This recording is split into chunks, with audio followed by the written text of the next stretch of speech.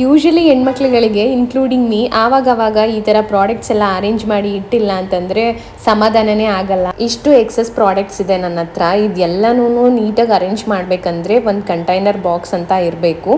ನಾನಿಲ್ಲಿ ವಿಡಿಯೋದಲ್ಲಿ ತೋರಿಸೋವಂಥ container ಬಾಕ್ಸ್ನ by ಮಾಡಿ ಆಲ್ಮೋಸ್ಟ್ 2 years ಆಯಿತು ಮೀಶೋದಲ್ಲಿ. ಆದರೆ ಇವಾಗ ಸೇಮ್ ಪ್ರಾಡಕ್ಟ್ ಸ್ಟಾಕ್ ಔಟ್ ಆಗಿದೆ. ನಿಮಗೆ ಸಿಮಿಲರ್ ಪ್ರಾಡಕ್ಟು ರೆಕಮೆಂಡ್ ಮಾಡಿದ್ದೀನಿ ಈ ವಿಡಿಯೋದಲ್ಲಿ. ಲಿಂಕ್ ಅಂತ ಕಮೆಂಟ್ ಮಾಡಿದ್ರೆ ಲಿಂಕ್ ಬರುತ್ತೆ. ನಾನು ಈಗ ಯೂಸ್ ಮಾಡಿದ್ದು 4 ಟೈರ್ ಅಂದರೆ 4 ಕಂಟೈನರ್ ಬಾಕ್ಸ್ ಇರುವಂತದ್ದು ಸ್ಟೋರೇಜ್ ಬಾಕ್ಸ್. ಇವಾಗ ನಿಮಗೆ ಸೇಮ್ ಪ್ರೈಸ್ ಅಲ್ಲಿ ನಿಮಗೆ 5 ಕಂಟೈನರ್ ಸ್ಟೋರೇಜ್ ಬಾಕ್ಸ್ ಸಿಗ್ತಿದೆ. ನಾನು ರೇರ್ಲಿ ಯೂಸ್ ಮಾಡೋ ಪ್ರಾಡಕ್ಟ್ಸ್ ನ ಈ ತರ ಬಾಕ್ಸ್ ಹಾಕಿ ಎತ್ತಿಟ್ಬಿಡ್ತೀನಿ. ಎವ್ರಿ ಡೇ ಯೂಸಿಗೆ ಈ ತರ ಸ್ಟೋರೇಜ್ ಬಾಕ್ಸ್ ನ ಯೂಸ್ ಮಾಡ್ತೀನಿ. ಇದನ್ನ ನೀವು ಕ್ಲಾತ್ಸ್ ಗಳು ಇಟ್ಕೊಳ್ಳೋದಕ್ಕೂ ಯೂಸ್ ಮಾಡಬಹುದು. Skin care, hair care and any excess products you can keep in this container boxes.